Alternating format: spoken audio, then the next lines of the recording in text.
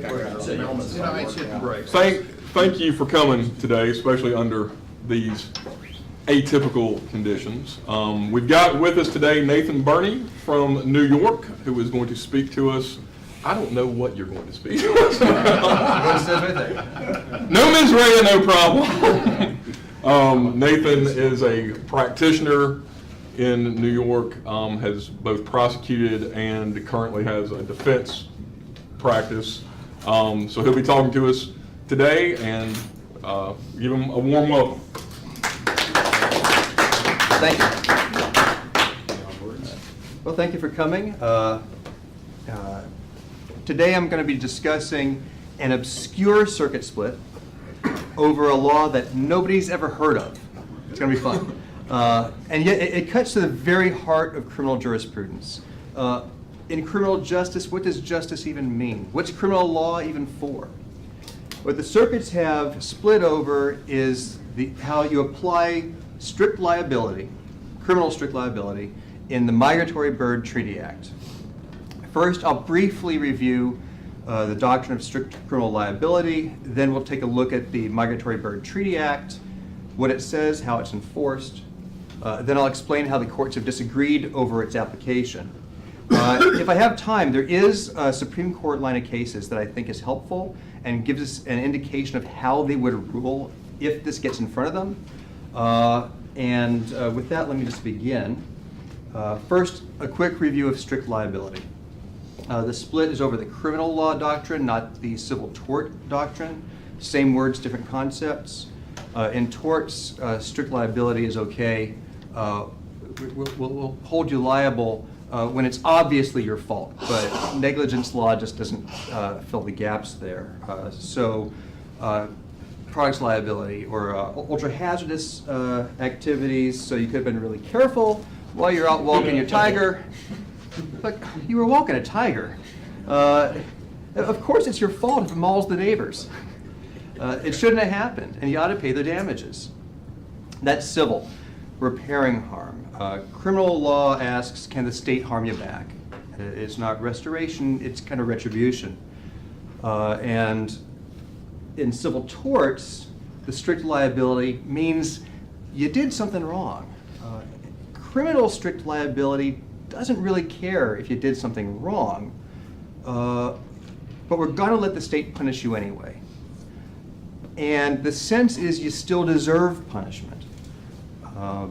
Why is that? Well, if you go back to the dawn of Western civilization, the rule has always been the states, it can't punish you. It's wrong to punish you unless you deserved it, which always meant, always in Western civilization, except for some brief bits in the Germanic tribes, essentially actus reus. You only deserve punishment if you caused the harm. So if a man tripped and fell on your spear, it wasn't your fault. You weren't to blame. But if you stabbed him with it, you were. You were being punished because it was your own voluntary act. And your voluntary act caused the harm. So there's volition, proximate cause, and also a bit of foreseeability. If you walk into the room and the guy is frightened of your spear and falls down dead, we're not going to punish you for that either. And that's actus reus. All right, there's a voluntary act, proximate cause, and it's foreseeable harm. And for a long time, that's all you needed. You needed a little more than that. I mean, even in ancient Greece and ancient Rome, there was still a sense you needed more than just this act. For example, you wouldn't put a kid in jail, a toddler in jail, because he smacked you on the head, any more than you would an apple falling on your head. There had to be something, and they couldn't really put words to it until you get to England. Before the common law, before the Norman conquest, actually, it was the Christian church that came up, they groping for this idea that we now know of as mens rea. And it came from the concept of sin. The idea was you had to make some kind of moral choice, and that's what makes it punishable. So the little kid couldn't make the moral choice any more than the apple could. And the idea developed into this idea that you could only be punished if you abused your free will and chose to do something that was morally wrong. Over the next several hundred years, we developed the common law. The common law judges were not trying to prescribe what's against the rules. They're trying to describe what society already said, what the rules already were. And the common law judges discovered that this immoral choice is a necessary element of crime. And by the time of our nation's founding, it was a core principle. You had to prove mens rea before the state could punish you. Anything else would be fundamentally unjust. So far, so good. But then we get to America after the Civil War. Industrialization, railroads, mass population jammed into the cities. It became a lot easier to hurt a lot of people, and not just those within your arm's reach, in circumstances where it would be really hard or actually impossible to prove what you were thinking at the time. You know, we couldn't prove that you knew the milk was spoiled or that you meant to push the wrong lever on the railroad, but there's still a sense that you should be punished anyway, and it was right to punish you. And so we had this new kind of idea of strict criminal liability for crimes that weren't common law crimes, describing things that were morally wrong, but statutory and regulatory crimes prescribing what conduct you shouldn't have done. And it was okay. It was fine to have strict criminal liability in some of these cases. And they came up with a reason why it worked. When is it allowed? When is it not allowed? And the perfect example of a strict liability offense that works, and does it right, is a speeding ticket. You didn't mean to go 5 miles over. You didn't even know you were going 5 miles over. Trying to go 9 miles. But you didn't even know you were going a little over, right? But who cares? It's no big deal because everybody knows there's a speed limit on the road. You could have looked at your speedometer and seen how fast you were going. You didn't. And you could have slowed down. You didn't. That's part of it, all right? The other part of it is, more importantly even, what's the worst that's going to happen to you? You pay a little fine. Maybe your rates go up a little bit. No one's going to think you're a bad person because you were going 5 miles over. You're not going to lose a job 10 years from now because of it. They're not going to put you in jail. You're not going to lose your student loans. They're not going to take your kids away. Your downside is minimal. And the societal harm we're trying to prevent is great, whether it's accidents or wasting gas or whatever it is. This seems fair. It seems proportional. It does not offend our sense of justice. That's what I should have had up just now when I was talking to you. So anyway, it balances out, all right? And so no mens rea, no problem.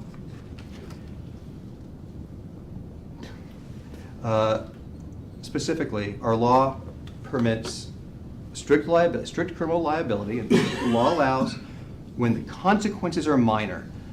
The punishment that you are exposed to is de minimis. And there can't be any serious harm to your reputation either. On the other side, we are trying to prevent a serious social harm. It's probably impossible to prove what you're thinking, but it doesn't matter because you were blameworthy anyway. And that blameworthiness means you could have easily made sure it didn't happen. Or you'd already made an immoral choice. So you're on the hook for any consequences that follow. And we've seen stuff like that in criminal law with felony murder. It's a concept that we have.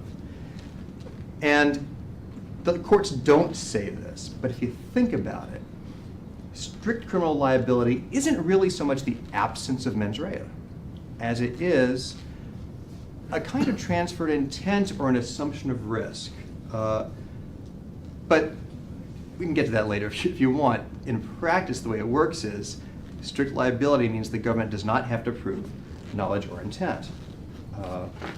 And so we come to the Migratory Bird Treaty Act. Around the time that we were coming up with strict liability, we were facing a tragedy of the commons in this country when it came to game fowl hunting. The idea had always been, going back to the common law, that wildfowl and wild game belonged to everybody. It was common. And so if Joe goes out and shoots a duck or two for his table, that's fine, he's allowed.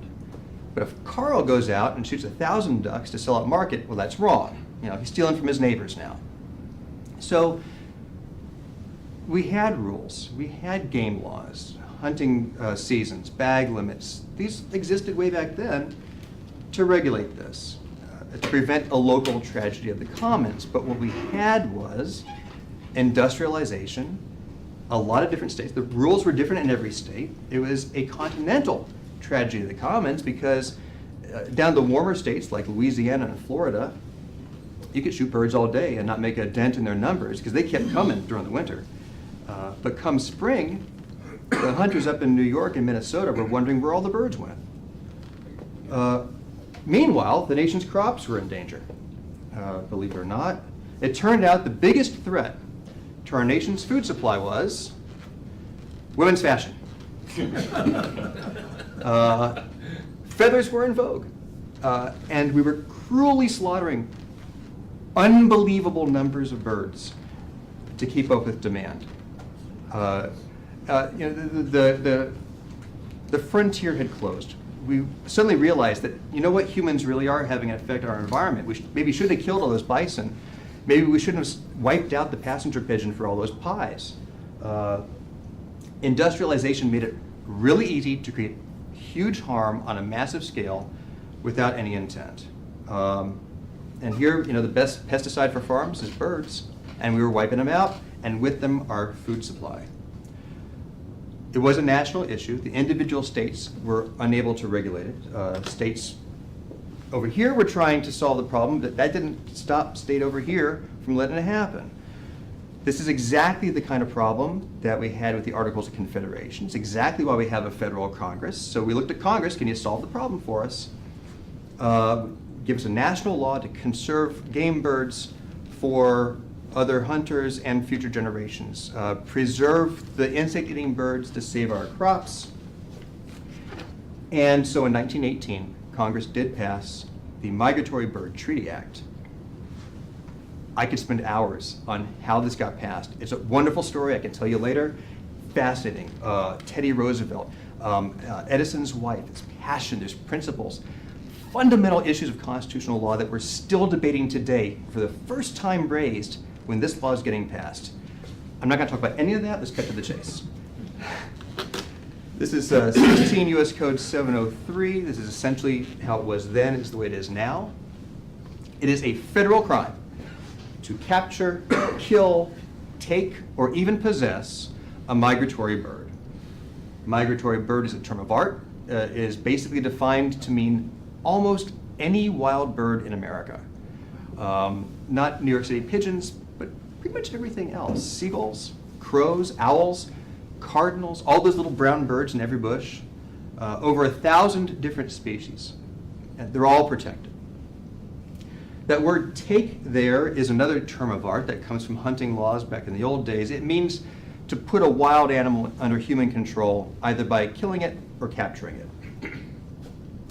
It's also a crime, you'll see, to possess part of a bird, even so much as a feather, or to have an item that was made with bird bits. It's a federal crime, and you'll see there is no mens rea requirement. You're guilty if you didn't realize there's a risk that a bird might die. You're guilty if you trapped a bird in your garage without even realizing it.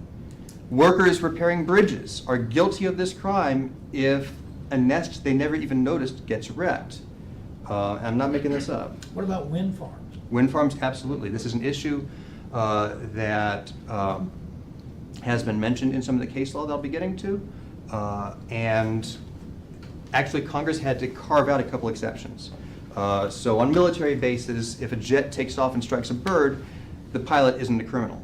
And there's an exception they just passed, limited narrowly to bridges that have been damaged by a natural disaster, a major disaster, so that people working on the bridge don't go to jail because they disturbed the nest.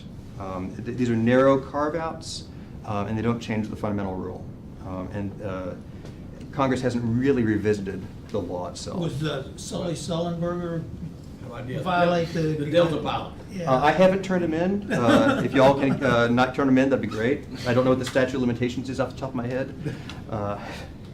The Fish and Wildlife Service does enforce this. Their special agents do enforce these crimes, and they make all the regulations.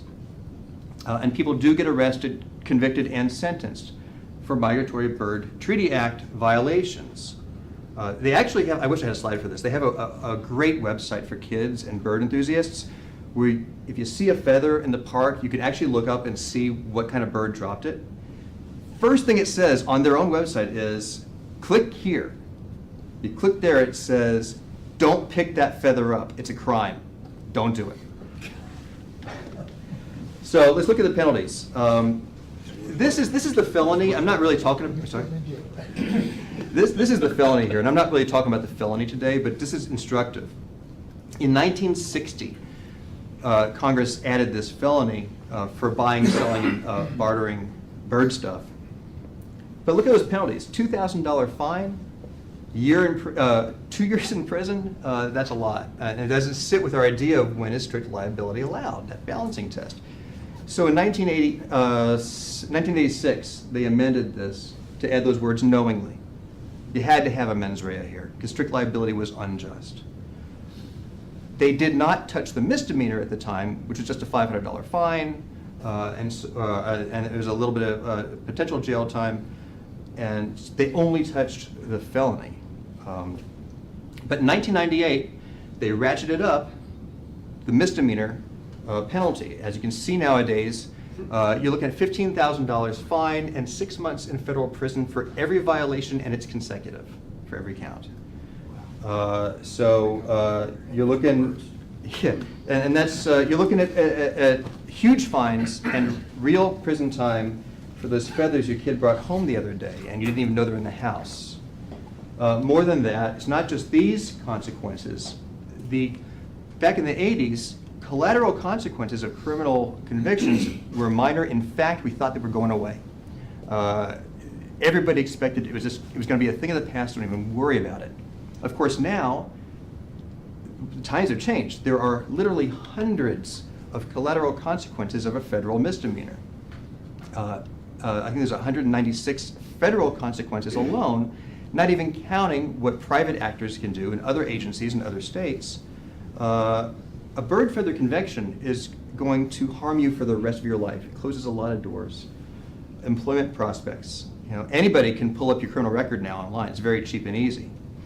College financial aid's gone. Forget about that. Benefits, deportation, child custody, family law issues. You lose civil rights, social ostracism. It's massive. The collateral consequences of any criminal conviction these days are incredibly high. It is what we used to call civil death. Civil death was what we reserved for the worst of the worst. And now it's what we give people who committed a crime without even realizing it. And I would propose this no longer seems to sit right with our concept of strict liability. In fact, there's been a movement in the last 5 years, especially among libertarians and some people on the right, but it crosses both party lines, it's left and right, that this is wrong and we should do something about it. But the federal government is not on board with that idea. In fact, the DOJ prosecutes these cases not just under a theory of strict liability. They think that you can be prosecuted even without committing an actus reus. So it's not just no, mental state is also no action on your part, no causation, and people get prosecuted and convicted under this act for accidents that they didn't cause, didn't know it happened, and couldn't have foreseen. It's not just lack of mens rea, it really is guilt without fault. It's not strict liability, it's what we call absolute liability. And that brings us to the circuit split. I'm going longer than I thought I would. I apologize. The first case on point is 1978. It's the Second Circuit. FMC Corp was a maker of pesticides for farms.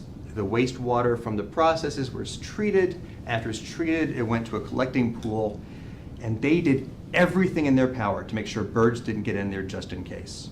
And they put nets up, they put barriers, they covered it. Eventually, they just filled it in and got rid of it.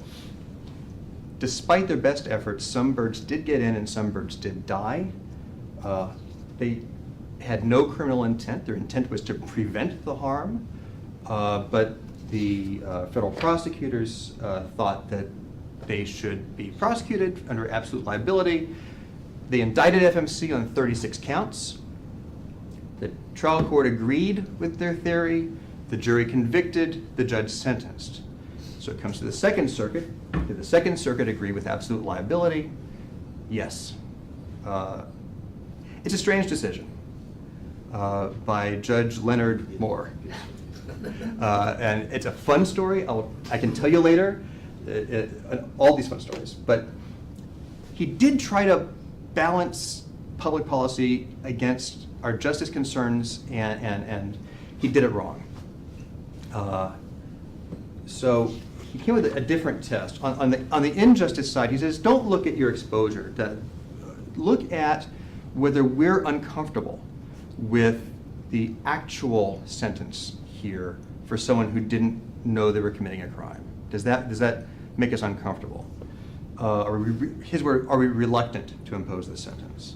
And he said, look, yes, okay, 36 counts, 6 months in prison for each one. An executive could have gotten 18 years in prison for this, and that's not de minimis. But it was just a fine. And more than that, even if someone could go to prison forever, we'll rely on prosecutorial discretion to prevent that. That's not how prosecutorial discretion works. Prosecutors don't make sentencing decisions, and you could argue that that's not how it works in practice either. That's a whole other issue. But even so, he said, the sentence here is not our problem. Let's look at blameworthiness. His blameworthiness test was not the criminal test. He didn't look to criminal law. He wasn't very well versed in criminal law. He looked to torts, and he used the ultra-hazardous conduct standard. Walking the tiger down the street. There's no good reason to subject your neighbors to that risk, so you're at fault. Well, FMC was in the business of making poisons, and despite their best efforts, birds did get poisoned. They failed to prevent the prohibited consequence, so they should be punished. He missed the crucial distinction. Even for the tort version, the risk had to be at least unjustified. And here in criminal, it's not just as unjustified, you were doing something wrong. Even if you, and here, it's not even doing something wrong, you're not even doing anything. Right? The birds were the ones doing it. There was no mens rea, no actus reus, and the Second Circuit rule is, it doesn't matter, absolute liability. It happened, you're at fault. Now the most recent case goes the complete opposite direction. This is a 2015 case, the Fifth Circuit, the Sicko case, oil company. Birds were getting into water tanks. No one knew. No one had any idea. No one's trying to have this happen, but some birds were getting in and some of them were dying. Pure accident, and they were prosecuted, they were convicted, they were sentenced. $15,000 per bird, maximum sentence. On appeal, Sicko says, well, hang on, this law is not a strict liability crime. It's about hunters and poachers. That's an intentional crime. The Fifth Circuit loves oil companies, but they didn't go that far. They said, no, this is a strict liability crime. There is no mens rea requirement. But it's not absolute liability. And courts like the Second Circuit and the others who went the same way, they're mixing up actus reus and mens rea, and that's wrong. And so how are we going to decide this case? They made a very narrow ruling here because this was just about the word take or kill. And they say, well, those words require some kind of deliberate act directed at the birds. So accidents can't be enough. You had to have been purposely doing these kinds of actions to be taking or killing. They didn't make a broader ruling, though. They did say, however, that the absolute liability version would work great injustice. You could be driving your car down the street, they said, a bird hits your window, and you committed a crime. Your house cat kills a bird in the backyard, you committed a crime. Tons of violations. They bring up power lines and the windmills and all those things. More than that, this absolute liability reading allows the government to prosecute at will anybody they want, completely capriciously. They could just pick you and choose to put you in prison or give you a staggering fine for something you didn't do anything wrong. You didn't even do anything, and you could still be punished. So they reversed and directed an acquittal. At least when it says take, it has to be a volitional act. 8th and 9th Circuits seem to agree with the 5th. Back in the 90s, we had the spotted owl crisis up in the Pacific Northwest. The Forest Service was letting loggers go cut timber, and the claim was, well, that violates the act. You're creating a situation where birds could die. 8th and 9th Circuit said, no, it has to be more than, you have to have actually done something. It had been a physical act that directly caused birds to die. Indirect taking, indirect killing is not enough.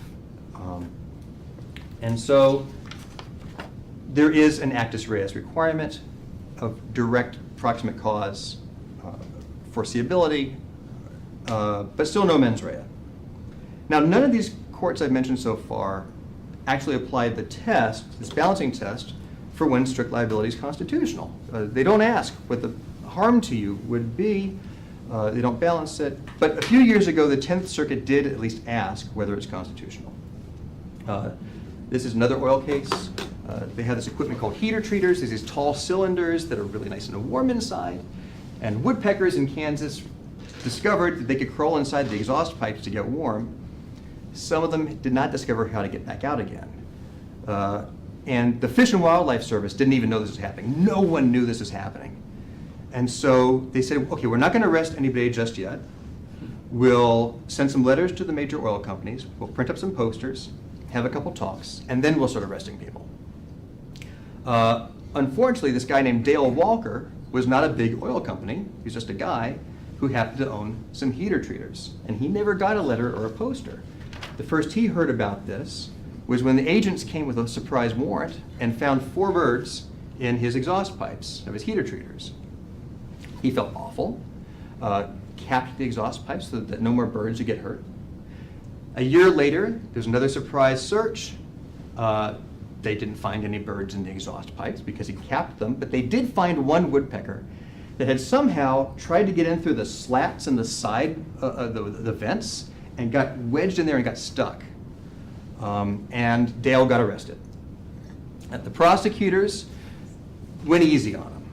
They charged him with a count for that woodpecker, of course, but for the 4 from the first search, they only charged 1 count. He was convicted at trial. He was sentenced and went to the 10th Circuit. And the 10th Circuit says, is this constitutional? Someone asked the question. Because the Supreme Court in the Morissette case in 1952 said strict liability is only allowed if you could have prevented the violation with no more care or exertion than we would have expected of you, and if the penalties are minor with no grave damage to your reputation. Well, they said that, but that's it. Could Dale have prevented this with ordinary care? They didn't say. They didn't ask. Were the penalties inconsequential enough to warrant strict liability? They didn't ask. They brought up the strict liability test, but they didn't apply it. They moved on to causation.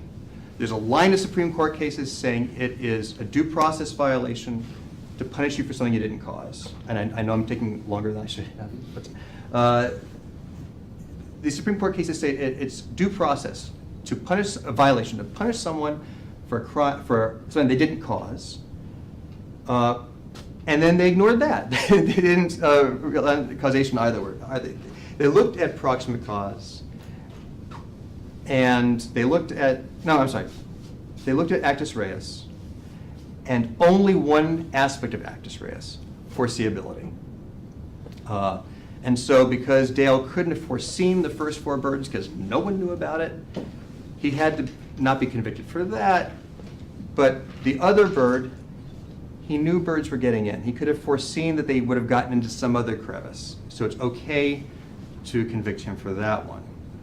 They said that they were allowing, they were not doing absolute liability, that they were making an actus reus analysis, but they really weren't. The only thing they were looking at was foreseeability, and that's not all of actus reus. They did not require any act on his part. The bird did it, not him. And no causation from any of his act. So it still is, I would say, an absolute liability circuit. Now, the Supreme Court has a few cases that are instructive here. If this gets to the Supreme Court, I can pretty much predict how they're going to go on this one. Staples is the case everybody cites. All the recent cases cite this one. Don't need to go into the details of this one. Basically, they're saying if there's a crime that you wouldn't have expected to be regulated, a conduct that you wouldn't expect to be subject to criminal punishment, then Congress has to say specifically, it means this to be a strict liability crime. If they don't say that, then the courts are going to have to read in some mens rea.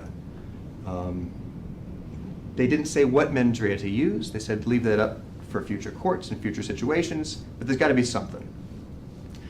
An important thing they said, I believe this was Thomas, who actually wrote a lot of these decisions we'll be talking about. He said, absolutely, you have to do this weighing test, and the first thing, the most critical thing you got to look at is the level of punishment. It's got to be de minimis, and there cannot be grave harm to reputation. He said that was the first thing you look at for strict liability. The same year, there was this excitement video case. This was it was a kiddie porn case, but the crime said it was a crime to knowingly distribute videos that contained this stuff. And the court said it's not just knowing that you were distributing videos. You had to know what kind of videos they were. You had to apply that mens rea to every element of the actus reus, not just the first one that was modified. Obviously, the DOJ did not agree with that. That's why it came to the Supreme Court, but that's the rule. And so now we get to 2000. They do elaborate a little more on what kind of mens rea do we read in when Congress didn't specify. So they said it's going to depend on the case. In this case, we're going to use a kind of general intent. Did you have knowledge of the elements of the actus reus? Other cases that involve, say, stealing, well, that's a specific intent crime. We're going to require you to have intended to take the other person's property and keep it for yourself or whatever. It's going to depend. So there's a little bit of guidance there on where it could go. 2009, we had this Flores-Figueroa case. This is another one applying that knowledge mens rea to each of the elements. This was a identity theft case, and the government had prosecuted for using an ID, a fake ID. But the law says you have to, it's knowing that you're using an ID without lawful authority of another person. The government's argument was, well, he knows he's using an ID without lawful authority, it's a fake ID, and the court said no, he had to know that it was another person's ID also. You have to apply it to all the elements. It's not a fake ID crime, it's ID theft. 2009, the same year, we have, same year, right?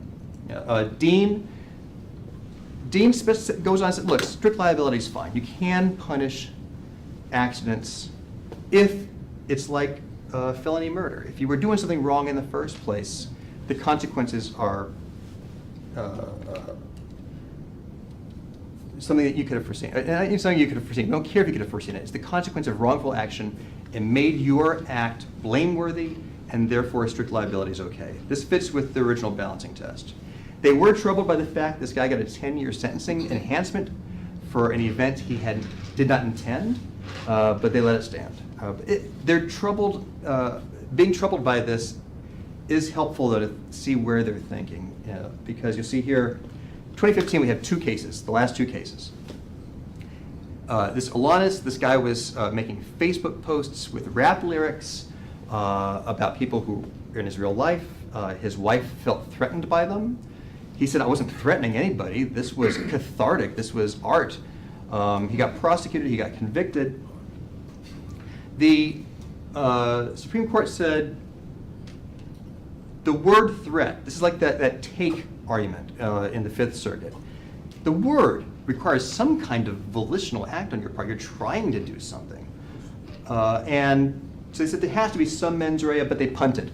We're not going to say what the mens rea is. This was Roberts writing this time. And I think Roberts likes to punt when he can. Alito and Thomas said, no. Don't do that. You're going to create a hodgepodge of rules below. We're going to have a circuit split. At least say recklessness. He had to be at least aware of the risk that someone's going to take this the wrong way when he did it. But that's not the rule. But the next one in 2015, this was Thomas again. And he goes back from that Flores-Figueroa rule, because this is the bath salts case you might have heard of. The guy was selling not drugs that are criminalized on the DEA's schedule, but drugs that had they're kind of the same thing, and that's against the law. And he said, well, I didn't know. I can't know all the chemicals that are out there. And Thomas said, well, you didn't have to know. You didn't have to know what was on the schedule. You didn't have to know that this was an analog of something on the schedule. All you had to know was that this stuff had kind of the same effects as a controlled substance. This time, Roberts said, no, Thomas, you're wrong. We got to have more. If you're going to distinguish criminal conduct from innocent conduct, they have to know what's wrong. No one knows what's on this list. No one knows all the different chemicals that are on this list. That's why we have the analog crime in the first place. And you have to prove at least that they knew that this substance was analogous to a substance that's actually on the list. And if you look at the Flores-Figueroa line of reasoning and the earlier case where knowledge applies to each of the elements, you have to do that here. That's not the rule, though. And so where do we stand? Here with the circuit split for the Migratory Bird Treaty Act, Congress did not specifically say it intended strict liability here. So under this line of cases, they would read in some mens rea. What could they say? They could say, okay, for take, kill, capture, that's a specific intent crime. We'll read in specific intent. Possession could be just knowledge. I don't think they'll do that based on how these last few rulings went, however. I think what they're probably going to do is either punt and have the lower courts make up a rule, especially if Robert writes the opinion. If Alito or Thomas write the opinion, then they might require recklessness. Sotomayor and Kagan seem to go either way. It's hard to predict who the other justices would be. I don't think they're going to do any more, though, than punt or at most require recklessness. And I think that's wrong. That's a mistake. That's not how criminal law works in the federal system. Federal criminal law is not common law. It's statutory. Judges don't make it. Judges can't make up the elements as they go. This would be impermissible legislating from the bench. This hasn't been raised by the Supreme Court in these cases. I don't know why. More than that, they probably do a really bad job of it. Just this last term, Congress had two bills in front of it, one in the Senate, one in the House, to have a default mens rea when it had been left out by bad draftsmanship or whatever. And they both were well-intended, but they had serious problems with them. And these were proposed by deep thinkers. They came from think tanks and academics, and they still had problems. And we can't expect the courts would get it any better. I think there's a better way. I don't think the Supreme Court will do this, but if I was writing the opinion, look at what makes strict liability crime allowed in the first place. And what did Thomas say was the first thing you look at? You look at the penalties. If the penalties are severe, then it's wrong. It's unconstitutional. It's a violation of substantive due process. So I would say, forbid the unconstitutional outcome. You cannot have these consequences, which in today's modern world of collateral consequences, no criminal conviction, if mens rea need not be proven. It's a cleaner rule. It's more elegant. You don't have to have a hodgepodge of rules. You just can't have a criminal conviction for no mens rea. And that's how it works with speeding tickets. And a lot of the good strict liability offenses are what we call quasi-criminal. You're not going to have, in MPC states, it's not a criminal offense, it's a non-criminal violation. And that works. And it satisfies the substantive due process already recognized by the Supreme Court that you can't punish without mens rea. And as I've said, the starting point, as Thomas said, is these de minimis consequences. And so if the conviction is unconstitutional, then it's unconstitutional. That's, I think, a more elegant solution. I don't think that's how the Supreme Court's going to rule. I've been asked when I talk about this to my friends, well, why not just forbid the consequences? And just say, okay, we can't do that then, if that's the unconstitutional thing. That doesn't work because the consequences aren't just those imposed by the sentencing judge. If you tie the sentencing judge's hands, you've still got that criminal conviction. A future employer is still going to deny him that job. It's still going to have consequences for deportation, for getting student loans, for all those bad things, and the reputational harm is permanent. So telling the sentencing judge what he can and cannot do is not going to solve the problem. As I said, the principles are the prerequisite, and if you believe that, then the answer, I think, presents itself. But as we stand, we have no decision. Depends on what circuit you live in. I hope you don't pick up any feathers where I live in the Second Circuit or out in Colorado. Pick up as many as you want, I guess, in Texas. And thank you very much. Any questions? Nathan, in addition to the Migratory Bird Treaty Act, where else do we see in federal criminal law this no mens rea issue? Everywhere. Especially in regulatory crimes. There's this whole movement, they call it over-criminalization. There's so many federal offenses now that they cannot even count them. These last two bills actually had a requirement in them for all the agencies to add up and identify all the crimes that they have created themselves, and for Congress to do the same thing. And that was one of the things that was considered unworkable. When the government, I think a government accounting office tried to do this, they threw up their hands and said in despair, we can't count all the crimes out there. There's a great Twitter account called A Crime a Day. I wish I had misled them. It's this anonymous lawyer who refuses to say who he is, and every day posts another federal crime. It's actual federal crime. And they're mostly regulatory, with some enabling statute, and almost none of them require mens rea. These are written by bureaucrats who are trying to prohibit conduct that's not morally wrong, but merely prohibited. Not malintended, but malaprohibitum. But we want you to fill out this form this way. If you fill it out wrong, it's unlawful, which means it's a crime, and you can go to jail for it. It's basically, don't do something wrong, but do it my way. And there are literally countless thousands of these offenses out there. And when they are prosecuted, it is almost always prosecuted with this idea of not just strict liability, but absolute liability. It happened, it shouldn't have happened, you're going to jail. What James Madison's thinking now. Nation of few laws that we all understand.